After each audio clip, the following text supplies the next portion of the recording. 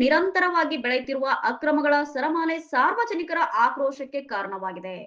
ಗದಗ ಜಿಲ್ಲೆಯ ರೋಣ ತಾಲೂಕಿನಲ್ಲಿ ಮರಳು ಮಾಫಿಯಾ ಎಗ್ಗಿಲ್ಲದೆ ನಡೆಯುತ್ತದೆ. ಕೃಷಿ ಚಟುವಟಿಕೆಗಳಿಗೆ ಮೀಸಲಾದ ಟ್ರಾಕ್ಟರ್ಗಳನ್ನೇ ಬಳಸಿಕೊಂಡು ರಾಜಾರೋಷವಾಗಿ ಮರಳನ್ನ ಸಾಗಾಟ ಮಾಡ್ತಿದ್ದಾರೆ. ಈ ಅಕ್ರಮ ಸಾಗಾಟಕ್ಕೆ ಕೃಷಿ ವಾಹನಗಳಿಗೆ ಪರವಾನಗಿಯನ್ನ ನೀಡಿದವರು ಯಾರು ಎಂಬ ಪ್ರಶ್ನೆ ಸಾರ್ವಜನಿಕರನ್ನ ಕಾಡುತ್ತಿದೆ. ಒಂದು ಟ್ರಾಕ್ಟರ್ ಮರಳಿಗೆ ಬರೋಬ್ಬರಿ 5,500 ಕೊಡ್ಬೇಕಂತೆ.